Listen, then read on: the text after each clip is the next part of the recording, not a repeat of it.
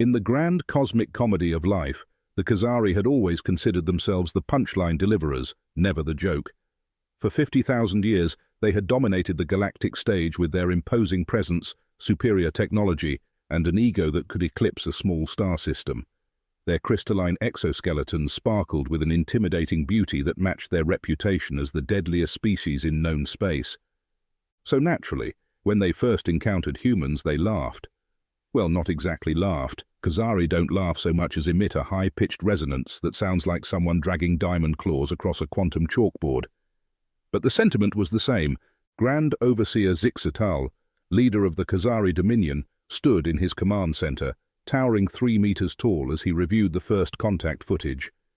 His crystalline features refracted light in patterns that indicated what humans would recognize as supreme amusement if they had bothered to study Khazari expressions. Which, by the way, they hadn't, because humans, in their typical fashion, were too busy trying to figure out if they could trade with, befriend, or possibly date the new aliens they'd just met. These creatures, Zixatal announced to his council, survived their evolutionary process by sweating. He paused for dramatic effect, waiting for the horrified resonance of his subordinates. They leak water from their skin like defective cooling units. Their bones are filled with holes. Their protective covering is nothing but protein strands that continuously die and fall off. They're practically walking construction errors. First scientific observer. Vectra bobbed her crystalline head in agreement, her facets gleaming with what passed for Khazari mirth. Most amusing, Grand Overseer. Their strongest warriors can barely lift twice their body weight. The average Khazari child can manage 4 times that before their first molecular hardening. The footage showed humans going about their daily lives on Earth, drinking coffee, riding bicycles, doing yoga in parks, and generally being what the Khazari considered embarrassingly soft. One human was shown eating something called a hot dog while watching cat videos on their phone. They spend significant time watching recordings of small furry predators that they've domesticated, reported cultural analyst Nex Sapor, his tone carrying the kind of superiority that only comes from being literally made of living crystal. These predators don't even hunt anymore. They just sleep and knock objects off elevated surfaces. It was at this precise moment that Ambassador Elena Chen walked into their command center, somehow having bypassed 17 layers of the most sophisticated security in the galaxy. The Khazari guards, programmed to respond to any threat with immediate lethal force, were instead sharing pictures of their favorite Earth cats with her on their quantum tablets. Zixatal's crystalline structure nearly developed a crack from the shock. "How did you enter this facility?" Elena smiled, the kind of smile that suggested she knew exactly how much it bothered them that she'd managed this feat. "Oh, your guards were kind enough to let me in. We were discussing the fascinating similarities between Khazari crystal lattice patterns and Earth's Fibonacci sequence. Did you know that your species' molecular structure follows the same mathematical principles as our pine cones?" The Grand Overseer's magnificent crystalline form seemed to dim slightly. There was something deeply unsettling about how these humans could take the most secure military installation in the galaxy and turn it into a casual coffee chat about mathematics and pine trees. "We are the Khazari," he announced, drawing himself up to his full height. "We have conquered 1,000 worlds. Our very bodies can withstand the vacuum of space. We—" "Speaking of space," Elena interrupted, pulling out what appeared to be a thermos. "Would anyone like some hot chocolate? I brought marshmallows." 3 hours later, the deadliest species in the universe found themselves sitting in a circle, drinking hot chocolate, and learning about something called s'mores. The worst part wasn't that they were enjoying it, it was that they couldn't figure out how they'd ended up in this situation in the first place. And that, as they would soon learn, was just the beginning of how humanity would turn their perfectly ordered universe into something far more interesting and infinitely more chaotic. The Khazari High Council chamber, with its towering crystal spires and quantum-locked floating platforms, had never witnessed anything quite as undignified as Grand Overseer Zixatal trying to remove a marshmallow stuck to his crystalline face. The fact that 3 junior officers were attempting to help him while trying not to emit resonant frequencies of amusement only made the situation more ridiculous. This is precisely why we must restore our dignity, Zixatal declared, finally freeing himself from the sticky confection. These humans have made a mockery of our sacred traditions. Yesterday, I found myself watching something called Cat Fails compilation for 3 hours. 3 hours! First warrior Kexnar, whose crystal structure had been polished to a threatening gleam, stepped forward. I propose we issue the traditional challenge of strength, Grand Overseer. Surely these soft creatures cannot survive our ancient trials. Excellent suggestion, Zixatal agreed, conveniently forgetting that Kexnar had just yesterday shown him a video of a cat playing piano. Summon their ambassador immediately. When Elena Chen arrived, she was wearing what appeared to be casual Earth attire, jeans and a t-shirt with a picture of a grumpy cat on it. The sight caused several Khazari warriors to emit suppressed frequencies of delight before catching themselves. "Ambassador Chen," Zixatal boomed, his voice echoing through the chamber. "We challenge humanity to face our ancient trials. 3 tests that will prove once and for all who is truly superior." Eleanor took a sip from her ever-present thermos. "Interesting. What kind of tests are we talking about? Because if it's a TikTok dance challenge, I should warn you that I'm terrible at those." "These are trials of ultimate survival," Kexnar thundered. "Tests that have broken the strongest species in the galaxy. None have ever completed all 3. "Cool," Elena replied, pulling out her phone. "Let me just check if our champion is available. She's usually pretty busy with her knitting club on Thursdays." The chamber fell silent as Elena typed on her device. Several Khazari warriors found themselves unconsciously leaning forward to see if she was perhaps watching more cat videos. "Good news," she announced after a moment. "Maria Rodriguez can make it. She just needs to finish teaching her self-defense class and drop off some cookies at the local retirement home." Maria Rodriguez. Zixatal tested the name, his crystalline structure vibrating with skepticism. "And what makes this human qualified to face our deadly trials?" "Oh, nothing special," Elena shrugged. "She's just really good at multitasking. Also, she once survived 3 days of her mother-in-law's visiting while simultaneously organizing a neighborhood bake sale and running a marathon. If that's not preparation for deadly trials, I don't know what is." The council chamber erupted in confused resonances as the Khazari tried to process this information. Their historical records had no protocol for handling a champion whose qualifications included baked goods and family visits. First warrior Kexnar stepped forward again, his crystalline form pulsing with intimidating light patterns. "The trials will test your champion's endurance, intelligence, and combat prowess. The first trial alone has caused mighty warriors to beg for mercy." "Sounds fun," Elena replied, typing on her phone again. "Maria wants to know if she should bring snacks. She's thinking about making her famous chili. It's pretty spicy, though. Are Khazari okay with capsaicin?" Zixatal's mighty form seemed to deflate slightly. "The trials begin tomorrow at first light. Your champion will face challenges that will push her to her absolute limits. She will—" "Great," Elena interrupted cheerfully. "Maria says she'll bring enough chili for everyone. Oh, and she's wondering if anyone has any dietary restrictions. She's very considerate that way." As Elena left the chamber, humming what sounded suspiciously like Eye of the Tiger, the assembled Khazari warriors found themselves in the uncomfortable position of actually looking forward to trying the chili. First scientific observer Vectra turned to Zixatal. "Grand Overseer, should we inform them of the survival rate for these trials?"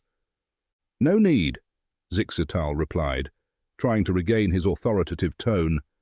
"By tomorrow evening, the humans will finally understand their place in the galaxy." He paused, then added in a quieter resonance, "But do find out what this capsaicin is. For research purposes, of course." Little did they know that Maria Rodriguez, the human champion they had so quickly dismissed, was at that very moment finishing up her self-defense class by teaching a group of grandmothers how to take down attackers 3 times their size.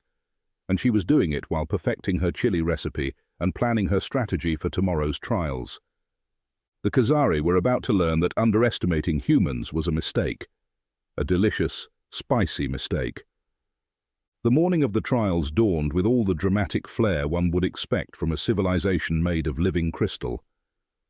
The Kazari arena sparkled like a disco ball having an identity crisis, its massive crystalline structures refracting light in patterns that were probably meant to be intimidating, but mostly just made everyone wish they'd brought sunglasses. Maria Rodriguez showed up wearing cargo shorts and a faded t-shirt that read, "I flexed and the sleeves fell off." She was carrying what appeared to be the world's largest crock pot. "Sorry I'm a bit early," she said, setting up a folding table near the entrance to the arena. "I wanted to make sure the chili stayed warm. Also, I brought cornbread."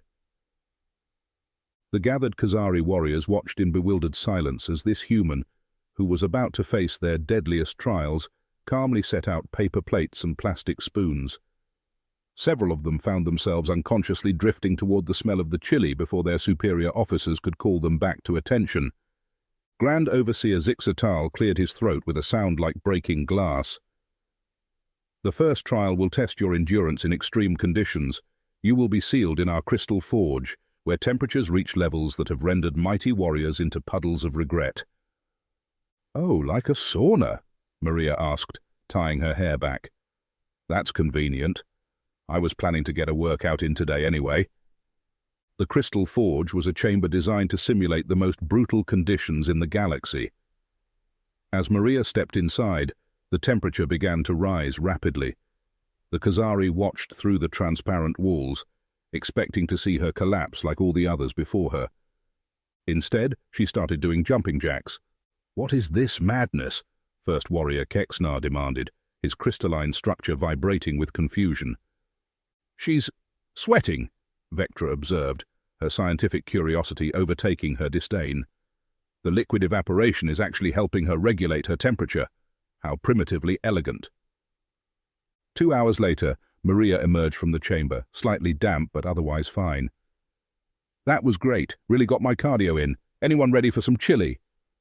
The second trial was designed to test problem-solving abilities under pressure, literally under pressure, as contestants had to prevent a quantum reactor from achieving critical mass while the chamber slowly compressed around them. Maria took one look at the complicated array of crystal control panels and quantum interfaces, then pulled out a paperclip and a piece of gum from her cargo shorts. "You cannot possibly," Zixatal began, but stopped as Maria somehow used these primitive tools to not only stabilize the reactor, but also improve its efficiency by 40%. "My dad was a maintenance worker," she explained, straightening up and wiping her hands on her shorts. "You'd be amazed what you can fix with basic stuff. Now who wants seconds on that chili?" By this point, half the Kazari warriors were sitting cross-legged on the ground eating cornbread and discussing recipe variations. One of them was taking notes on how to make something called a 7-layer dip. "This is unacceptable," Zixatal thundered, though the effect was somewhat undermined by the fact that he was on his third bowl of chili. "The third trial will prove once and for all that humans are weak. First Warrior Kexnar will face you in direct combat." Kexnar stepped forward, his crystalline body gleaming with deadly promise. At nearly 4 meters tall, with razor-sharp crystal projections and the strength to crush titanium, he was the pride of the Kazari military. Maria looked up from where she was teaching a young Kazari warrior how to make friendship bracelets. "Oh sure, just let me finish this row. You know your crystal structure would make amazing macrame." As she stood to face her opponent, Elena Chen's voice rang out from the spectator area. "Remember what you always tell your self-defense students, Maria." Maria grinned. "Right. The bigger they are, the more weak points they have," chorused a group of Kazari warriors who had apparently been attending her classes in secret. What followed was either the most impressive or most embarrassing display of combat the arena had ever seen, depending on who you asked. Maria, it turned out, had developed her self-defense techniques specifically for dealing with larger opponents. More importantly, she'd spent years teaching grandmothers how to defend themselves, which meant she was basically an expert at handling stubborn, overconfident individuals who thought they were invincible. 3 minutes later, Kexnar was flat on his back, having been flipped by someone a third his size. His crystal structure was resonating with a frequency that sounded suspiciously like amazed laughter. "That was fun," Maria said, helping him up. "You know, with your natural armor, you'd make an amazing defensive techniques instructor. Want to co-teach a class sometime?" And that's how the deadliest warrior of the galaxy's most feared species ended up signing up for a weekly self-defense course that somehow also involved a cooking class and craft circle. Looking at the scene before him, warriors sharing recipes, discussing craft projects and planning weekly workout sessions, Grand Overseer Zixital realized that humanity had managed to conquer them in the most unexpected way possible. They'd made them into friends. "So," Maria said, approaching with a fresh bowl of chili, "want me to teach you that macrame technique? Your crystal structure would make the patterns absolutely gorgeous." Zixital looked at the human who had just completely upended his understanding of strength, combat, and proper warrior conduct. "Will there be more of this chili at the lessons?" "Of course, and next week I'm bringing my famous guacamole." The mighty overseer of the deadliest species in the galaxy found himself nodding. "I suppose we could learn a few primitive techniques. For research purposes, naturally." "Naturally," Maria agreed, her smile suggesting she knew exactly what was happening. "Now, about that 7-layer dip." The aftermath of the trials sent ripples through the Khazari Empire faster than a cat video goes viral on Earth. Within hours, every crystalline communication channel was buzzing with news of how a human wearing cargo shorts and armed with nothing but a crockpot of chili had managed to completely revolutionize their understanding of strength. In the High Council chamber, now decorated with an assortment of friendship bracelets and displaying a prominently placed potluck schedule, Grand Overseer Zixital faced his greatest challenge yet, admitting he was wrong. "Let the records show," he announced, his crystalline form gleaming with what could only be described as embarrassed dignity, "that we, the Khazari, may have been somewhat hasty in our judgment of humanity." First Warrior Kexnar, now sporting an intricately woven macrame crystal holder that Maria had helped him make, nodded in agreement. "They have shown us that true strength lies not in our ability to dominate, but in our capacity to adapt, connect, and share recipes." "Speaking of recipes," interrupted Vectra, who had become surprisingly invested in human culinary arts, "has anyone figured out what Maria puts in her secret chili sauce?" My spectrographic analysis was inconclusive, though delicious. The chamber doors swung open, and Elena Chen walked in, followed by Maria Rodriguez.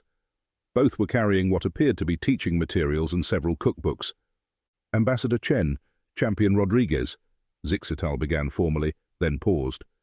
"Or should I say, Cooking Instructor Rodriguez, Self-Defense Mentor Rodriguez, Craft Circle Leader Rodriguez." Maria grinned. "Just Maria is fine, though I am thinking of adding crystal gardening to the community center schedule. Your molecular structure gives me some ideas about sustainable growth patterns." The gathered Khazari Council members found themselves leaning forward with interest. Several were already taking notes. One was secretly working on a friendship bracelet under the council table. "We have reached a decision," Zixital announced. "The Khazari Empire would like to formally establish an alliance with humanity, not because you defeated our trials, but because you showed us a strength we never knew existed." "The strength of potlucks," Elena suggested with a smile. "The strength of community," Zixital corrected, though he did glance hopefully at the covered dish Maria was carrying, "though the potlucks are a significant diplomatic bonus." "Well then," Maria said, unveiling her latest culinary creation, "let's celebrate with my new recipe. Crystal glazed fusion tacos. I incorporated some traditional Khazari mineral compounds for extra crunch." As the deadliest species in the universe eagerly lined up for tacos, discussing weekly schedule conflicts between combat training and cooking classes, it became clear that the galaxy would never be quite the same. The Khazari had gone from being feared conquerors to enthusiastic participants in intergalactic community center activities. And somewhere, on a quantum bulletin board in the council chamber, a sign-up sheet for next week's crystal yoga and cookie exchange was already filling up fast. 1 year after the famous trials, the Galactic Council received a rather unusual application for membership. The submission, jointly filed by humans and the Khazari, came in the form of a scrapbook, complete with recipe cards, friendship bracelet samples, and holographic photos from what appeared to be an intergalactic potluck competition. The council chambers, usually a place of stern deliberation and political maneuvering, found themselves dealing with the unprecedented situation of having to judge a membership application that included a still-warm container of award-winning chili. "Let me get this straight," the council head, a serious tentacled being, said, while absently reaching for a second helping of cornbread. "The deadliest species in the universe, the Khazari, have not only allied with humans but are now co-hosting weekly community events." Elena Chen and Grand Overseer Zixtal stood side by side at the podium. Zixital's crystalline form now sported several decorative macrame additions, and Elena was wearing a custom-made crystal pendant that changed colors based on her mood. "Indeed," Zixital responded, his resonance carrying a warmth that would have been unthinkable a year ago. "We've discovered that humans possess a type of strength we had never considered. They can turn strangers into family faster than a quantum processor can calculate pi. Also," Elena added, "it turns out that crystal meditation sessions are amazing for stress relief. Who knew?" The council head examined a series of images showing Khazari warriors teaching human children how to grow crystal gardens, while human grandmothers demonstrated the art of knitting with crystalline yarn. Another photo showed Maria Rodriguez leading a mixed-species self-defense class that somehow also involved a baking demonstration. "We've learned," Zixital continued, "that true power isn't about who has the strongest armor or the most advanced weapons. It's about who can bring people together over a good meal and make them forget they were ever enemies in the first place." "Speaking of meals," Elena interjected, "Maria's starting an intergalactic cooking show next month. The first episode is about fusion cuisine, literally. We're using Khazari crystal energy to power solar ovens." The council head looked at the strange pair before them, the leader of the galaxy's most feared species and a human ambassador discussing cooking shows like old friends at a cafe. Then they looked at their empty cornbread plate and made a decision. "Application approved," they announced, reaching for the chili. "On one condition, we want an advance schedule of all future potlucks."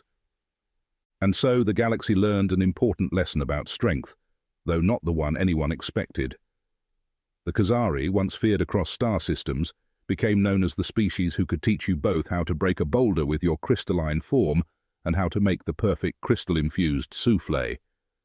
Their fearsome reputation was replaced by waiting lists for their famous cooking and combat classes. Their battle arenas were renovated into community centers, and their ancient trials.